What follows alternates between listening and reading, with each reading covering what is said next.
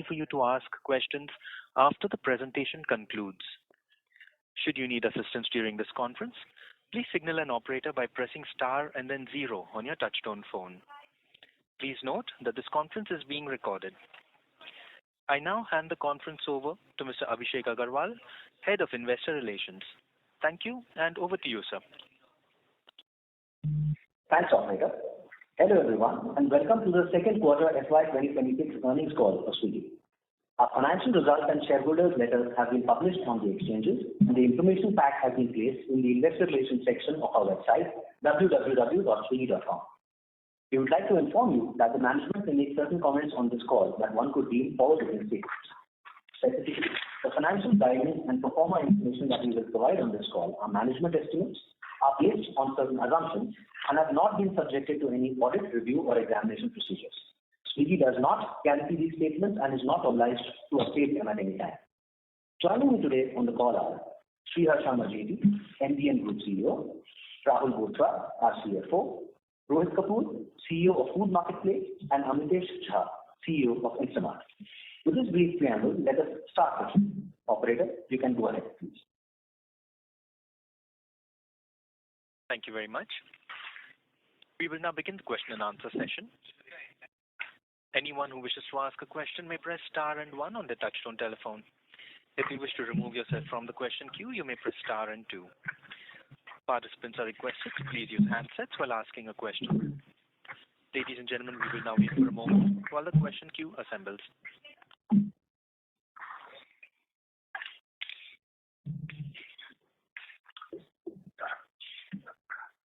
Our first question comes from the line of Sachin Salgaonkar from Bank of America. Please go ahead. Hi, thank you for the opportunity. I have 3 questions. First question is on the QIP. I know it's early stages and you're still waiting for an approval from management, but broadly want to understand the thought process in terms of how the incremental capital will be used. For example, will there be any change in strategy towards your dark store additions, which we see after Q4 it has been a slow addition out there, or is there an intention to further expand into different areas? So would love to understand and get an update in that direction. Sure. Hi, Sachin. Rahul here. If you've seen over the last 3 quarters and post our IPO, the quick commerce business is where most of our investments have gone. The food delivery business, of course, has continued its path of profitable growth and currently is at a run rate of 1,000 crores on an annual basis. And in quick commerce, you have seen now this is the 3rd continuous quarter of us delivering 100% plus GOV growth. And this is way over some of the expectations that we had back in the days when we were expecting a 50-60% kind of growth trajectory. We've also guided and reiterated our guidance of being able to demonstrate contribution margin profitability by June 2026 quarter. And we've also demonstrated even in the current quarter how we've been able to move the contribution margin profile.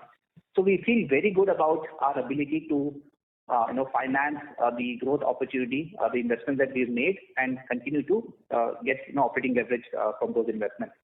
Having said that, we have seen continued investments. This sector has continued to attract a lot of investments.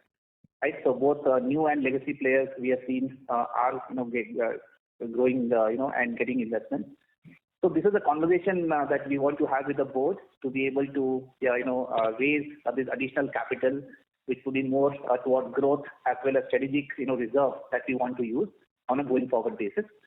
Of course, more on this once we get the approval, but this is the intent of calling this particular board meeting. Got it, Rahul. Just to follow up on this, clearly we do have a visibility and now a comfort that you guys should be able to come to a positive contribution margin by June 2026. But again, from that perspective, any thoughts of introducing a guidance towards an EBITDA break-even?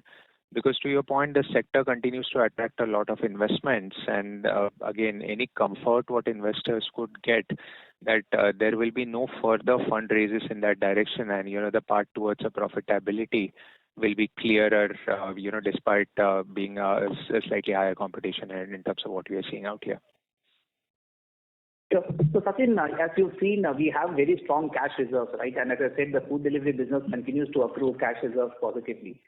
And with the Rapido, stake sale, which we are expecting, in this quarter, the cash proceeds to come in, we anyway sit on a very strong balance sheet. So this additional fundraise, as I said, is going to be used more towards growth capital. We are also a very innovative company. We have been pioneers of launching, the services, whether it's food delivery or quick commerce, and continue to experiment on the side to be, to need some of this innovation capital going forward for some of the new experiments, etc., that we do. So this will definitely bolster our overall cash reserves and put us in a very, very healthy position. We don't expect the need to raise any further capital if and when we were to raise, this additional QIP. Thank you for that clarity. Second question is on competition. We see one of your competitor raising some capital and a large traditional player adding 600 plus kind of dark stores. So since the last quarter to now, have you seen an increase in competition in quick commerce? Hi, Sachin, this is Amidesh here. You see, the competition has been there, and we have not seen a let up or let down of any of the competition that we had seen earlier. In general, what I will say is that the steady state of the competitiveness, still remains. We'll keep on seeing up and down based on a season and based on the objective in that particular month. But overall, we see heightened competition at the same level as what we had seen in the last quarter to essentially continue, and all our plans in the future is based on that. Okay. And last question, generally wanted an update on QIM. Would be great to understand, it's the first time you did this. How has been the traction out there? Was there any incremental cost in terms of selling and marketing associated with that? And is there an intention to do some programs on similar lines in future also? Yeah, absolutely. See, the Quit India movement had a very specific objective. The specific objective was to make sure that people are aware that quick commerce has a lot more to offer. Important for us because in terms of future readiness of being in everything store rather than only a grocery store, this is the first step, essentially towards that. To that factor, we wanted to make that move in a time period where generally there is a heightened intensity in the overall online commerce space. And we thought it is the right time because people at that point of time do switch and do look for all opportunities that exist. So the objective was to make sure our customers and a lot more customers are aware that we sell a lot of things. Now, what the result of all of that is that we have seen a lot more adoption for these categories that were not there earlier. There is a heightened, traffic that has gone into these new categories even after the sale has essentially ended. So the objective that was to make sure that people are aware is there, and all of that will lead to a higher AOV also in the future. In terms of the money spent, I think one of the quick commerce is a fast-growing business, and in general, brands also want to participate in that. What we have seen is that we have been able to build a story around why quick commerce and why does it make sense for the non-grocery brands to participate and make sure that there is a lot of early adoption for consumers that already exist in this business. Again, the way brands think about it is that as soon as there is a new channel that essentially comes in, there is a chance of market share movement for them. So they want to use these opportunities to drive their market share, and which has been the way it has happened. And apart from that also, I think one of the things that we saw was also that though the Quick India movement was focused towards newer categories, even the grocery, business grew. It was on the back of obviously the existing customer having heightened curiosity about the items as well, and we see the continuous adoption in terms of higher traffic in the month of October as well. So yes, I think the way to think about it is that the excitement that customers had was also shared by brands, and which is the reason why we were able to do it at a much better profitability. Yeah, a quick follow-up out here. We are seeing that, as the contribution of non-grocery increases, your take rate also goes down. So in a way, does that imply that non-grocery has a lower take rate? And given the fact that you mentioned in shareholder letter that non-grocery component will continue to increase, do we see a continued pressure on take rate going ahead? So two things there, right? One is in terms of the introduction of some of these non-grocery SKUs, which as you have seen, it's only been a recent phenomena for us. So there is this margin accrual that we expect over time as we continue to go deeper into the supply chain. The other is the mix factor. We do expect a lot more higher margin mix to attach to this non-grocery segment. from what we have seen. So in the near term, there has been some amount of, say, customer inducement that we had to do while trying to sell this newer assortment to these customers. So that will also come down. So as a combination of these three factors, we do expect the margins overall to go up because typically non-groceries have higher margins, as well as the ability for these brands to, also fund for advertising. And so we do expect the margins to continue to improve from here on this selection. And Sachin, just to add here, this is Abhishek. We've improved our adjusted revenue per order, as you would have seen, by rupees 10 each of Q1 and Q2 consecutively, which basically means that at the overall levels, you're talking about improving the economics of the equation. Perfect. Thank you all, and all the best. Thank you. Our next question comes from the line of Kunal Vora from BNP Paribas. Please go ahead. Yeah, thanks for the opportunity. You mentioned that non-grocery like electronics have doubled in terms of contribution in last couple of quarters. What else are you looking at adding? How promising is pharmacy, which I think there is a strong push now? How's the early response into pharmacy, and what's the coverage now in terms? That's my first question. Yeah. I just answered this question, Samitesh here. See, the strategic rationale that we have chosen is that apart from the long tail, categories where the assortment or the wide assortment really helps, we'll be in all the categories that require decent assortment, and that is the reason our stated objective of being the everything store is there. So effectively think about it, everything which that you can find on the store, except for really long tail, maybe some fashion, some home decor and all that kind of stuff. The pharmacy is obviously essentially part of it. Is one of those things that leads easily to the requirement of quick commerce. We have seen robust growth in it. In 1 year, we have reached an adoption that a lot of other new businesses, take a very extremely long time. Our focus will always be there. We believe it's a very integral part of our overall approach of making things extremely convenient for the end consumer. And we will continue to do that for all the other categories as well. Understood. Just a follow-up on this. So, non-grocery moved from 9% to 26% in last 1 year. Where do you see it crossing even 50% in coming couple of years? See, I think it's very hard to crystal gaze on where exactly we'll end up. But I'll give you an overall way to think about it. Grocery is still the higher contribution on the wallet of a end consumer. So the majority of the revenues will always come from there. There's no going away from there. That said, the consumers that we are looking at do have a significant share of general merchandise as well, general merchandise and all the other products. We believe this number will essentially go up. There is a headroom that exists. How much will be extremely hard to say. We'll have to play, play quarter to quarter. But yes, I believe the headroom is still there. 50% is way too much a stretch. Just by pure logic on, grocery being higher, we don't think it will happen. That's good. And second and last question, in food delivery, you mentioned that during the quarter you saw heightened competitive intensity with lower subscription fees and reduced minimum order value. Is the impact of these competitive moves already in the numbers, or there could be some margin impact in the next quarter or so? And how's the early feedback been on the new entrant which has entered? Hi, this is Rohit here. Look, I think the competitive intensity is always there in food delivery, but it spiked on the subscription platform side over the last quarter. That's what we saw. I believe it's already factored into the numbers, and I don't see a differential coming in the future from the baseline. And if you look at the numbers, we have still grown our EBITDA 44 basis points over last quarter, and the EBITDA over last quarter senior has more than doubled, right? To your second question on the new entrant, we do not have any inside information, but from the best of market knowledge that we have on public sources, that whatever we have gleaned, the pilot is still in pilot phase in a few areas in Bangalore.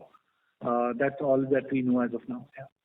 Okay. And have you had to respond to that new entrant, or it's status quo? We have had not to respond to the new entrant as of now. Understood, sir. That's it from me. Thank you. Thank you. We have our next question from the line of Aditya Soman from CLSA. Please go ahead.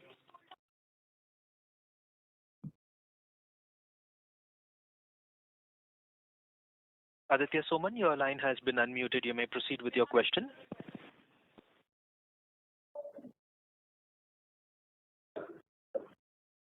As we're not receiving a response from the current participant, we will move to the next question. We have our next question from the line of Vivek M. from Jefferies. Please go ahead. Hi, good evening, team. Two questions. First, to the extent you can comment, because you have, mentioned about the capital raise. Today's media article also talks about some raise at the subsidiary level, which is the quick commerce entity. Can you just clarify your position, as I said, to the extent you can? No, so this is being done at the holding company level, so there is no near-term plan or any plan to raise at the subsidiary level. Okay, thank you, Rahul, for that. The second question is, let's say your GOV in this quarter has gone up by 110%, give or take, and the overheads are up about 125%. Now, from here on, as we go forward, how will let's say the profitability at EBITDA level, improve? Given that let's say about 650-660 crores are the overheads. So as you grow forward, will there be an operating leverage basically at the overheads level? Because your AOVs are already at about 700 levels, and I would have thought that would have created definitely would have given you that leverage. But for whatever reason, it's not showing up. So are there expenses which will grow way slower than your GOV growth?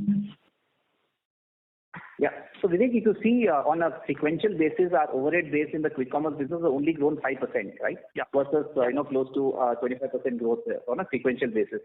So that operating leverage is already starting to play out, and you should absolutely expect this to continue in the future. Okay. And Rahul, is it possible? Visible in contribution. Sorry, that's visible in the contribution margin improving by 200 basis points and the EBITDA margin improving by 375. Sure. My point is basically the overheads are still about 10% of GOV, and if you take the last 6-quarter average also, it has trended at around that level. So, let's say between 8 and 12. As we go forward, and within overheads, what are the key, let's say, heads which will drive that leverage? So in large part, marketing is one place that will kind of go up or down depending on how we see the customer adoption and new customer acquisition happening in the sector, and it's slightly also competitive in terms of the price that we end up paying for our CAC depending on the competitive intensity, right? Outside of that, all the other costs are fixed in nature. Apart from the annual wage inflation, etc., most of those are fixed. Okay, so just to conclude, Rahul, this YOY increase, the bulk you are saying is due to marketing. The other heads would have still seen leverage benefits in a way. That's correct. Got it. Thank you, and wish you all the best. Thank you. The next question comes from the line of Abhishek Bhandari from Nomura. Please go ahead.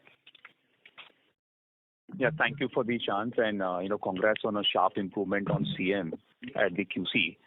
So Rahul, as in the past, when you gave some breakdown about how the CM actually fell in those quarters, if you could give a similar breakdown on how the CM improved from -4.6 to -2.6 across these three vectors, what you mentioned, which is ads and lower customer incentives and increased utilization. The reason for asking this question is I'm just trying to gauge. The reason for asking this question, Rahul, is I'm just trying to gauge what are the incremental levers for you over the next few quarters when you want to hit a kind of break even by Q1 of 27. Absolutely. So if you see, we have given this answer in our shareholder letter in terms of the breakdown of the 200 basis points. So this has come across the monetization levers as well as the operating leverage and better utilization of the stores. So going forward basis, as I said, you should expect margin improvements to continue happening. We have also guided that our store addition is not going to be in line with some of the past additions that we've done over the last 4 quarters. So that is going to drive operating leverage or throughput and efficiency for us. So you should expect that there is a lot of juice left in almost all the monetization lines as well as the cost lines, largely through better operating efficiencies.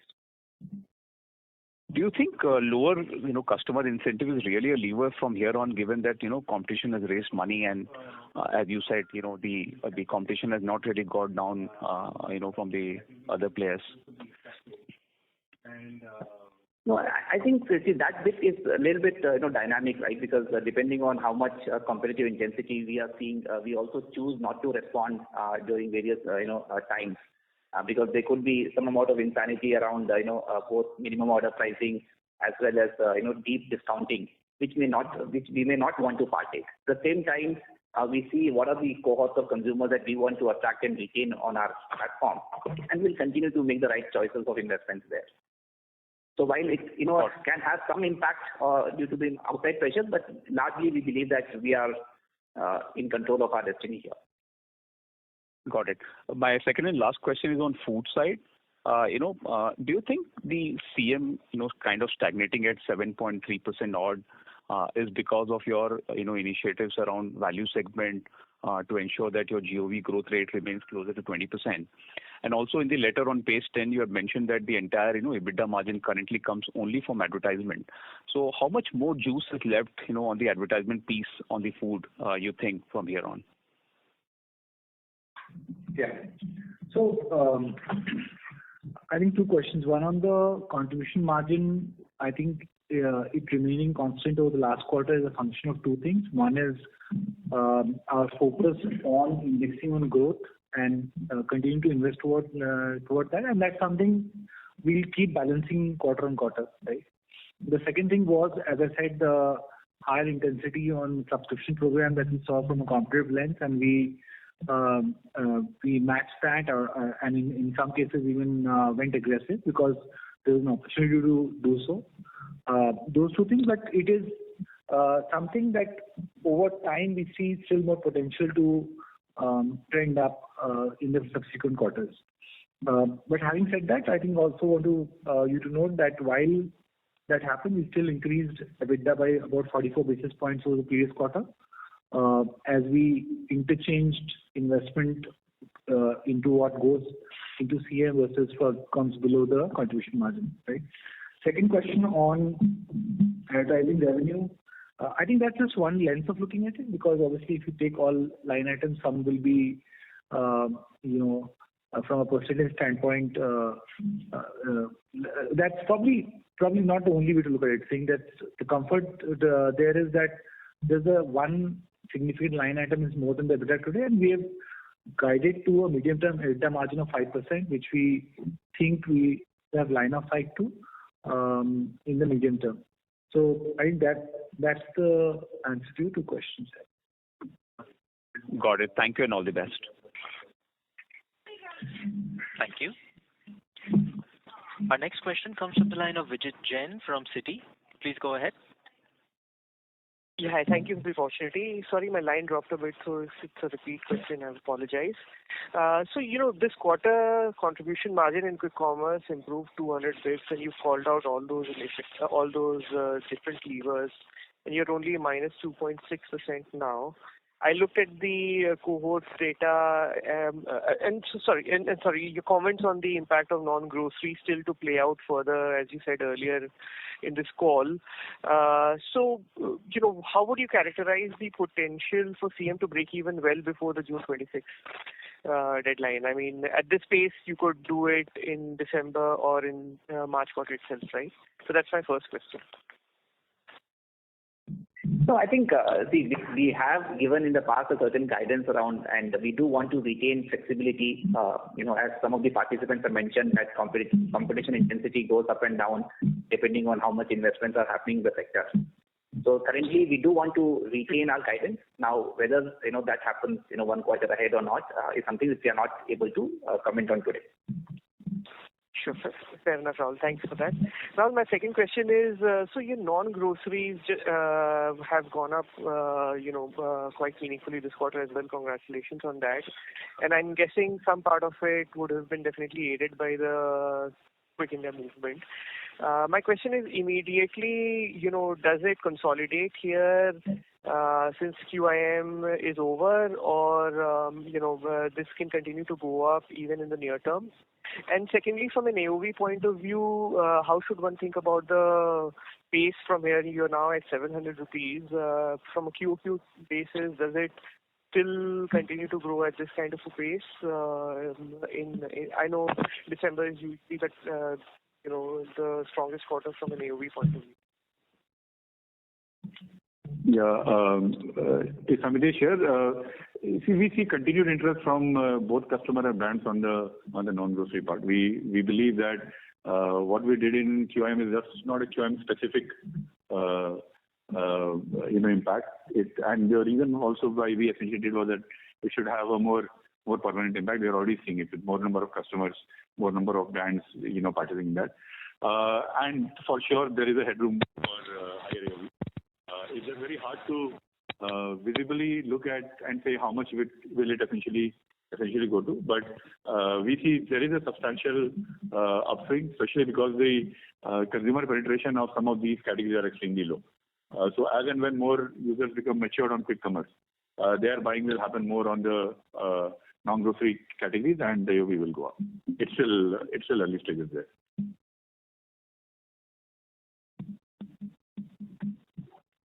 Thank you. The next question comes from the line of Sudhir from Kotak Asset Management Company. Please go ahead. Hi. Thanks, team, and congrats on good set of numbers. So I'm just looking at the contribution margin, and I just want to double down on what Vijit was also asking earlier. Despite the Quick India sale movement, you have shown almost 200 basis point sequential improvement in contribution margin. And incrementally not having, of course, a lot of those discounts might be funded by the brands, and I get that. But incrementally, you have just a 250 basis points kind of a incremental effort to be done to reach your guidance. But just asking a bit of converse of what the earlier participant asked. In case you reach that contribution break even earlier, would you sort of decide to let that flow into the PNL, or would you sort of decide to recoup that back as investments in user incentivization or so on and so forth? No, I think, Sudhir, that's exactly what we intend to do, which is retain the flexibility to be able to invest it back for even higher growth from what we see. At the same time, I think there is a journey that we have to traverse. We've done well over the past couple of quarters to get it to -2.5 from the -5.5 peak that we had. And I think from here on, while there is going to be all the positives, if there are negative headwinds coming from either some competition activity, we do want to retain the flexibility, and therefore the guidance stays for the outer end of the June 26 quarter. Got it, Rahul. And second thing, so our store addition is just around 40 this quarter. And despite that, our sequentially our GOV growth is not very different from that of our larger competitor, who has added almost 7x our stores. So just what is happening here? Just in case if we were to understand in very simple terms. How far do you think this bridging the utilization or improving the utilization will give you that growth kicker, or is it a difference in terms of the spread of the stores, geographic spread of the stores that is driving this kind of a paradox? Yeah. So Sudhir, I think we had talked about this in the past, that we have a network design and a choice which has the normal dark store of say roughly 4,000 square feet and a mega store which it could be 8 to 10,000 square feet. So our ability to therefore service a lot more orders from these stores exists. We've also mentioned that we have created sufficient capacity on the dark store network to easily double our business from here without having the need to add more stores. Having said that, we will continue to densify, especially to manage capacities where we run out of max capacities. So there is enough headroom that we have from the current network, and I think we do want to use the current. And even if you look at our assortment addition or the speed at which we are delivering today, we believe that we are amongst the best in the industry. So these customer backward choices that we have made around the network design and the capacity addition that we have done ahead of time puts us in a good place to be able to appropriate the growth that we are. Okay, Rahul. Let me ask it in a different way. Even if we were to add much fewer number of stores compared to our competitor, do you think going ahead sequentially growth rates should be in the same ballpark that we had seen in the current quarter? Is that a fair assessment to make?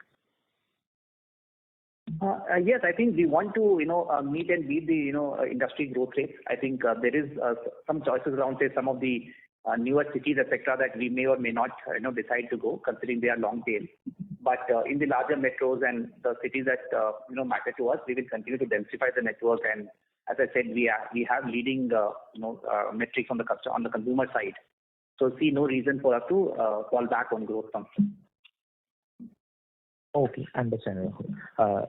Thanks and all the best for your fundraise. Thank you.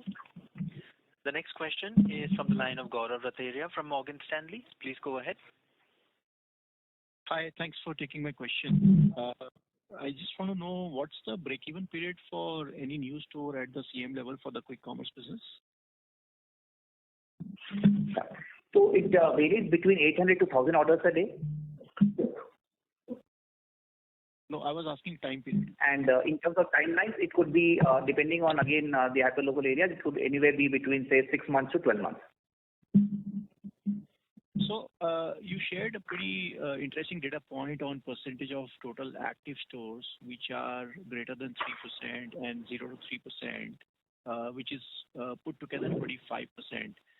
So correct me if I'm wrong. So only 25% of the stores are positive CM, and the remaining 75% are still in red at the CM level. So I was not sure that if this interpretation is correct or not. That's correct. As we have written in the question number 8, the negative stores are currently at 5.2% negative CM. So at a portfolio level, we are at negative 2.6.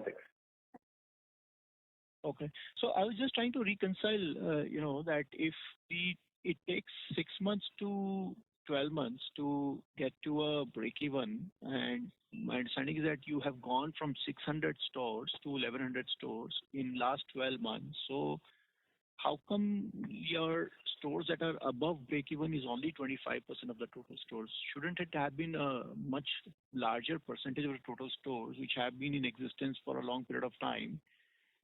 From a break-even perspective. So maybe there is some math to it which I'm not able to reconcile. No, so as you rightly said that a lot of our store additions happen between, say, December to March period, and we have to therefore wait for these couple of quarters for the 12-month cycle to elapse. And this is in conjunction with the guidance that you have given, right, which is saying that by June we expect the entire network to become CM positive.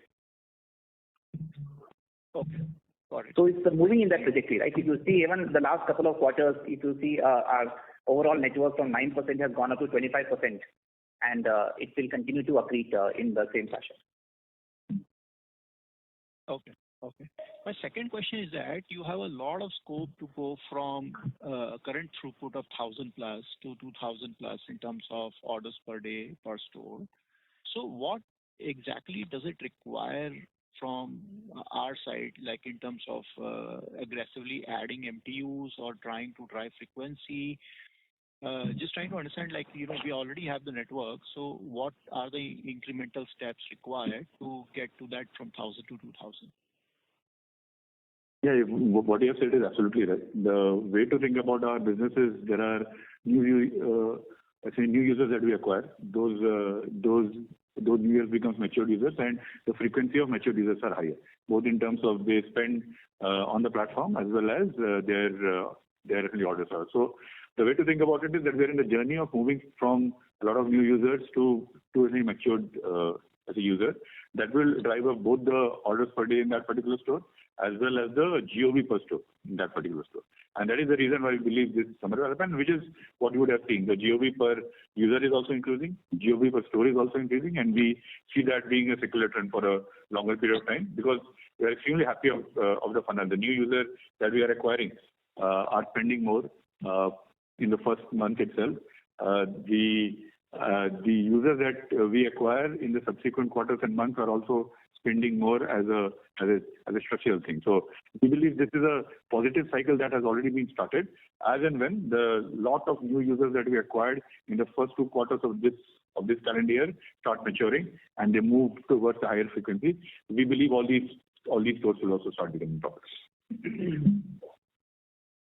Okay. And last question is, on this QIP that you're talking about. Just trying to understand that would this be more would this lead to any change in the strategy that we are pursuing in the quick commerce business? And with the incremental growth capital that you get, is it fair to say that the market has enough depth for you to continue to grow at sort of 100%, not just for this year, even going forward in the coming years? Thank you.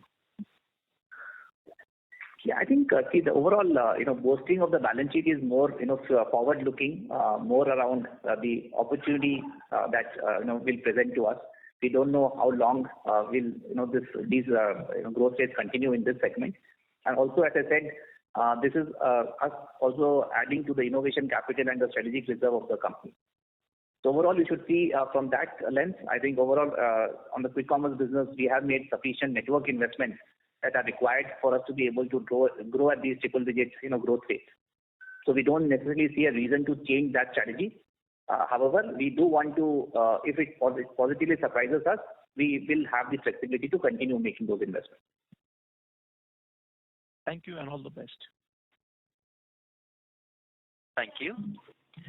Our next question comes from the line of Garima Mishra from Kotak Securities. Please go ahead. Yeah, thank you so much for the opportunity. First question from me. You mentioned in the letter that your current store network can support double the orders. So based on trends that you are witnessing, do you have any sort of timeline in mind as to when this happens?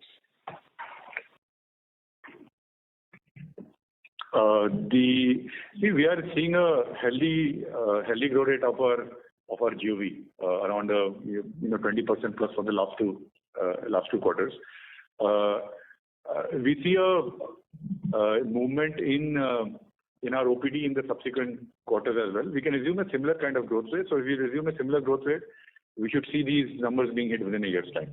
But of course, what also happens is that it is lopsided. Not every store will be at the same rate. There are stores that will hit the maximum capacity sooner, which means we'll have to open new stores.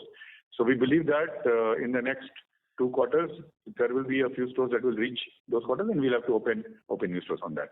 The one thing that we are, at least for now, we are very, very sure on that. We want to focus on the cities that we are in, where we would want to densify that network, make sure that we are doing a good job there, because the headroom in those cities itself is extremely high, and which is where the focus for our store expansion will be. Got it. So if I look, let us say 6-8 quarters ahead, should we also assume that at some point of time, this store addition, which today seems to be a little low because you built a buffer or you've built some spare capacity in the past, this exhausts and then you again start seeing a recovery or a much higher, let's say quarterly kind of store addition? Fair to expect? Yeah, absolutely. I think there are 2 ways in which it will happen. One is whenever there is a capacity reach that we see for existing stores, we will open new stores. Whenever we see there is opportunity with higher speed that we can present in spite of capacity not reaching, we'll also actually do that. We believe that will start happening from maybe a couple of 3 quarters from now. We don't see this being essentially a permanent feature. Got it. Another follow-up here. Now, CM break-even for the Instamart business, I think, it's been talked about a lot, and Q2FY27 is where, things are landing up as of now. However, in this business now, what is your long-term ambition for this number, and what can be hence a resultant sort of EBITDA margin? Because I think a positive CM and a positive EBITDA margin will sort of be the target for any business, right? I think, this is obviously taking a little bit of crystal ball to say, but we do have conviction that this business can get to like a 4% EBITDA zip code with a 7% kind of contribution margin positive trajectory. Okay. And maybe last question here. Again, in the letter, you've mentioned that for food delivery business, right, advertisements are roughly 4% plus of GMV. What is this number for Instamart today, and can this number potentially be much higher than what it is for food delivery? Yeah. So for specific reasons, we won't be able to share the specific number, but in a very short period of time, we have made substantial progress on this particular line. In terms of our guidance, we believe that in steady state, this number can get to 6 to 7%. Got it. Thanks, Rahul. Wish you the best. Thank you. Thank you. Our next question is from the line of Gaurav Malhotra from Axis. Please go ahead. Yeah, hi. Thank you for the opportunity. Just a few questions from my side. Just on the ad revenues in the restaurants. At least I was under the impression that the ad revenue from restaurants typically would be say lower than what it would be say for a quick commerce business, just because not every restaurant typically would spend, and generally most if not all brands tend to spend. So the greater than 4% number looks a little bit high in that context. So if you could just give us some sense as to if the long-term quick commerce is 6-7% and the restaurants are at like 4% plus, how should we sort of think of these two numbers in that context? This is Rohit here. Is the question more around expansion possibilities in food, or is it the comparison with quick commerce? Just want to be sharp in so that. Actually, yeah. So basically, at least I was under the impression that the ad revenue contribution in the food delivery would be like lower than quick commerce, and if restaurant the food delivery itself is 4% plus, then shouldn't the long term quick commerce be then more than 6-7%, right? Because the understanding is that most of the brands typically tend to spend on quick commerce, but not all restaurants spend on food delivery from an advertising perspective. Yeah. So I think we're looking at both businesses at different points in time of maturity, right? So structurally, you're right that quick commerce by definition should be higher over time, but we are looking at a decade-old food delivery business and a 3-year-old quick commerce business. So the expansion in terms of percentage of GOV will happen at differential pace between both the businesses, right? So the assumption is actually correct that over time, quick commerce should have a higher percentage of GOV in terms of advertising revenues or food. But that will be a Amitesh on that. Yeah. So what do you think, which is what Rahul was speaking about, that structurally we believe that the total amount spent by brands, there is enough available for quick commerce, which is in fact the highest impacting on consumer behavior, to extract most of the brands. So we believe that quick commerce will end up being the industry leader in ad spend, just because this model is very, very high impact on the way consumer preference essentially changes. Right now, since it is the start, we are only a few years old. We see generally brands spending a lot more money, and they are very excited about the opportunities that exist in this. Got it. Next question is on Instamart. Obviously, the contribution margins have sort of improved quite meaningfully, but obviously the absolute losses at the EBITDA level have come down, but maybe not to the same level in context to the fact that you're not expanding as aggressively. So just wanted to get a sense as to the fixed cost, right? Is there much higher salience on marketing spend versus, say, the costs related to the actual operations, which is why the fixed cost itself is remaining more sticky than what one would have expected? Yeah. So as we've answered this right in the past, that on a sequential basis, the cost below CM have only increased by 5% versus the 24.5% growth on the gross order value. So there is significant operating leverage that sits there. Large part of the cost below CM is around marketing, and marketing, as I mentioned, also depends on the number of users that you're adding, as well as the competition intensity that exists in the market around your acquisition costs. So we do expect significant operating leverage here, and on a going forward basis, you should see that starting to play out, which is already started to play out. Understood.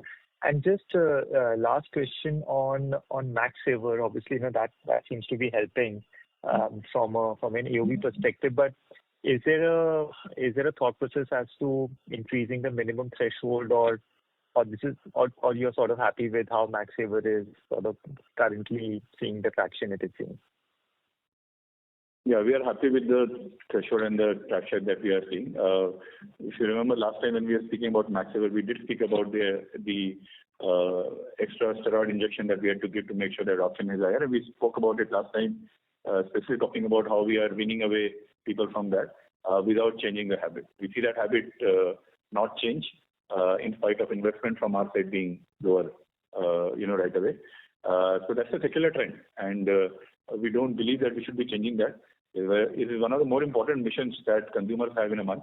We want to be top of mind for that, and we will try to drive adoption of Max Saver rather than increase the AOV or the minimum AOV required for that. Okay. Just last question. I think this question has already been asked, but maybe if I can just ask it once again. In terms of your throughput, you mentioned that you have capacity to double it as well. In what time frame, are we sort of thinking about it? Because now throughput also is a function of, the AOV and if there is Max Saver and, higher value items, then maybe throughput will take longer to sort of reach that double the number versus where it is right now. Just some thoughts around that, please. Yeah, see, I think as we said, right, our growth is something that will allow to be, doubling our GOV number in a year's time. You see, I think one of those things is it's very hard to exactly say where the throughput will reach the level that we essentially want. But what we have seen generally, wherever the growth of Max Saver is there, the growth of OPD also is there, and there are more mature customers essentially coming in. We believe that there is a balance play on maybe breaking up a pod or expanding our network faster than what it is required from a pure financial perspective. Those are the calls that we keep on taking and which we will be keep on taking. So sometimes these addition of stores or pods happen faster than what we would have said from a pure financial lens. That's the only change which is there. So that's the reason I said last time also, we'll keep on seeing movement in that, but I don't think it will be an abrupt movement. It will be a gradual movement. But yes, from capacity wise, we are solved for a year. Got it. Thank you. Thank you. Ladies and gentlemen, in order that the management is able to address questions from all participants in the queue, we request you to please restrict yourselves to 2 questions only. Our next question comes from the line of Ankur Rudra from JP Morgan. Please go ahead. Hi, thank you. Good to see cash burn shrink rapidly this quarter. Firstly, on quick commerce, I noticed that while GOV growth is quite strong, the NOV growth is very similar to last quarter, about 17 to 18%. And the MTU growth was probably a bit lighter at about 8-9% versus 11% last time. I'm just curious how the sale event may have helped you in terms of user acquisition and growth in general, and also if there's any sort of impact on GST on the business and how that might impact you in 3Q. Yeah, see, I'll take I think there are multiple questions, so I'll take it one by one. QIM obviously happened at the end of the quarter. The impact of that will also be felt in the subsequent quarter. See, one of the things which is happening is that there is a lot of adoption from our consumers to the categories where the GOV drop is higher, and which is the reason why you see that divergence also playing out. The other thing is that our MTU growth is built primarily on the quality of the consumer base that we wanted. If you remember last time when we looked at the retro of the last quarter, one of the things that we specifically said is that we are trying to get our funnel right into the kind of customers that lead to a more healthy output in the future. That healthy output in the future is what we are essentially focusing on right now. That does have an impact in the current quarter in terms of pure MTU and OPD, but we believe that the retention of these consumers being higher will have a subsequent quarter impact of higher growth rate as well.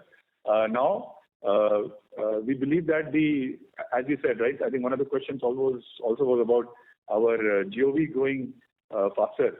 We are seeing a secular trend of that GOV being fast with more mature customers, essentially coming in. We see an opportunity of higher MTU growth as well as OPD growth in the future. But we'll keep a balance on getting the right consumer rather than just run after a OPD number, which may not be sustainable for the longer term as well. Thank you. Just, I think a related question was there any impact of the GST cuts in the cadence of the business? Yeah. So, see, we are largely dealing in, non-discretionary kind of, spending. So we haven't really seen any significant movement. At the same time, we didn't see any dip which the other, platforms saw as a lead up to the changes. So I think the business has been pretty consistent and continues to perform. Some categories there is some tailwind, but again, not large, impactful enough to make a large impact on the platform.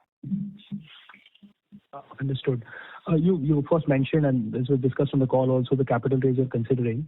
So once you do raise that, do you think you have a blueprint to potentially accelerate your GOV or NOV growth and MTU growth further? And what do you think you need to do to further accelerate from here? No, as I mentioned, even our current cash balance is sufficient, including the cash accrual that we see from the profitable food delivery business, to finance the ambition that we have in the quick commerce business.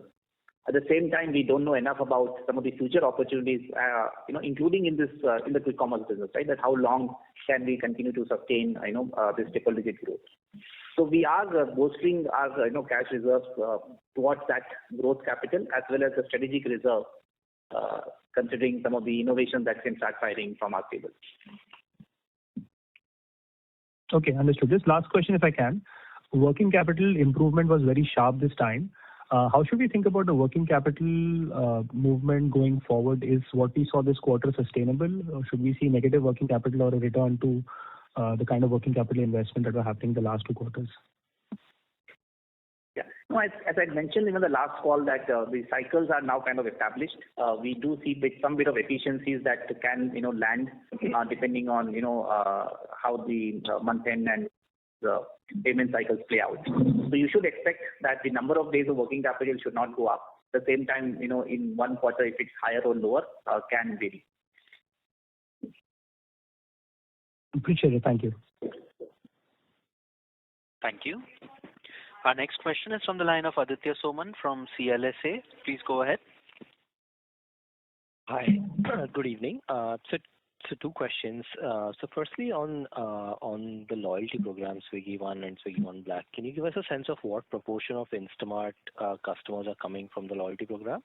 And then maybe in the related lines, you've also split your app for Instamart, between the common app and a separate app. So can we get a sense of what proportion of customers is coming on the separate app, and has that accelerated as that separate app has been sort of extended? Yeah. So unfortunately, we won't be able to share specific numbers as these are sensitive. At the same time, we can tell you that the separate app strategy has worked out really well for us. So especially in some of these newer cities, and as new to Swiggy customers acquisition has been pretty strong on the separate app. All right. And maybe then, if you can't give me specific numbers, and also in terms of the split between sort of food delivery customers and new to Swiggy customers, would that now be incrementally much larger in terms of sort of the proportion of new to Swiggy customers coming on, or would it still be a large chunk of food delivery customers that are or common customers that are using the platform for Instamart?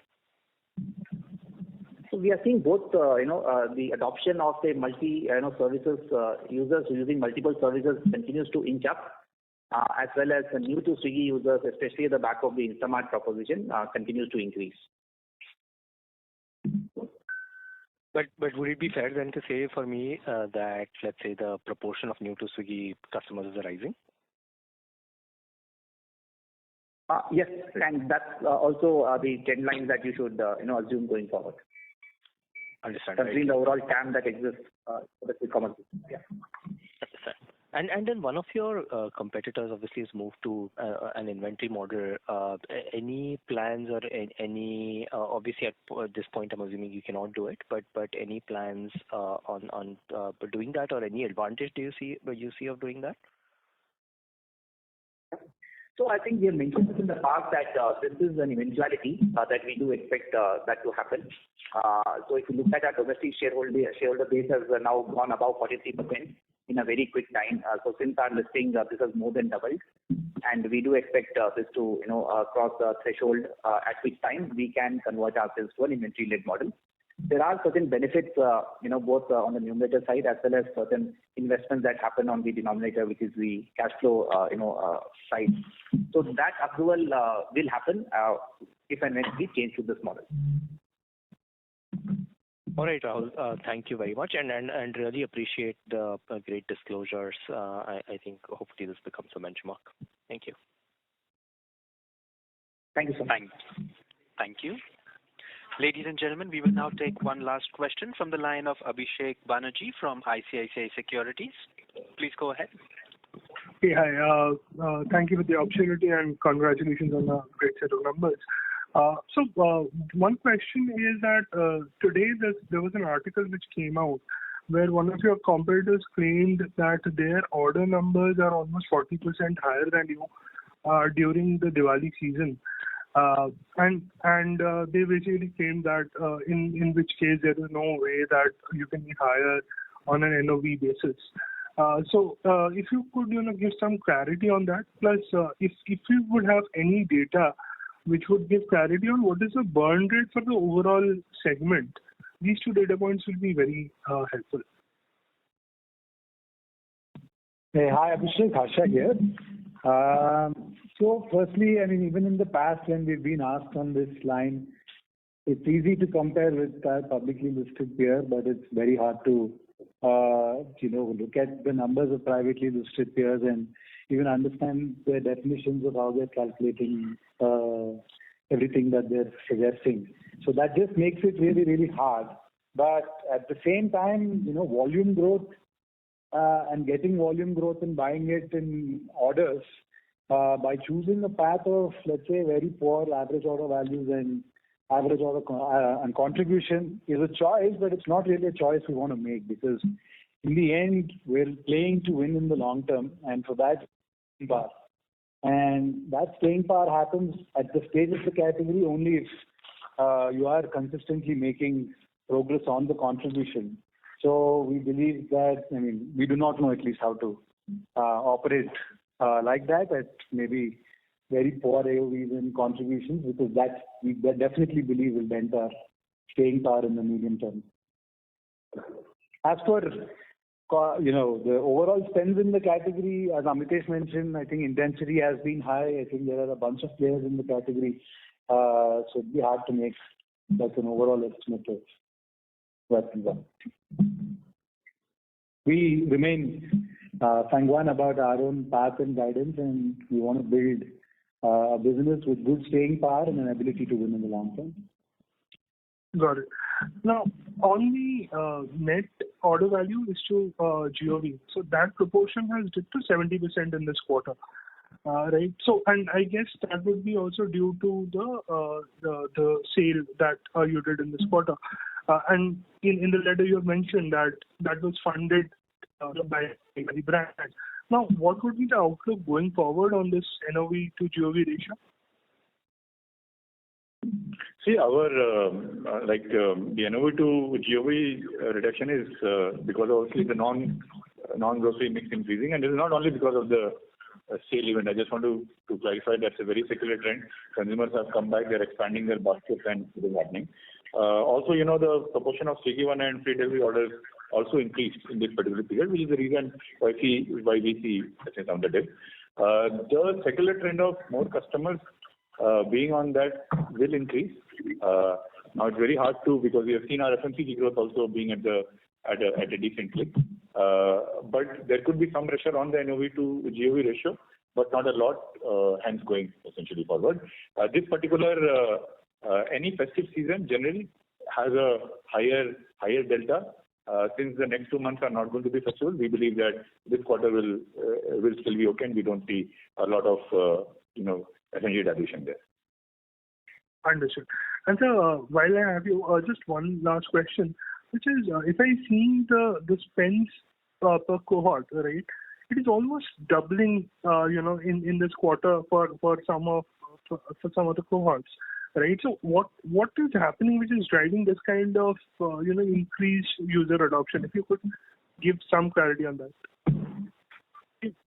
See, of course, one of the things is that when you give better service, better speed, more assortment, and when it becomes a habit, the spends per customer essentially goes up. Frequency is higher. There are more number of items in the cart. And then what is happening is that a lot of these items are higher AC because they have more percentage of general merchandise. So the way to think about it is the spend is increasing because people are adopting our quick commerce platform as a platform of default on buying a lot of other categories as well as things that they would. So the way to think about it is that all missions that they have in shopping are slowly moving towards essentially quick commerce. It is a reflection of that. We believe these numbers will keep on going up. Quality of customer is an important benchmark as well, something that Harsha spoke about. We want to go in a sustained way. We need to get the right habit for the customer. We have seen that a lot of customers who do get acquired in quick commerce because of unsustainable incentives generally go and stick to platforms that are much better on the fundamentals of business, and which is what we are seeing for us also right now. Understood. That is very helpful. Thank you so much, and best of luck for the next quarter. Thank you. With that, ladies and gentlemen, we will end our question and answer session. On behalf of Swiggy Limited, that concludes this conference. Thank you all for joining us. You may now disconnect your lines.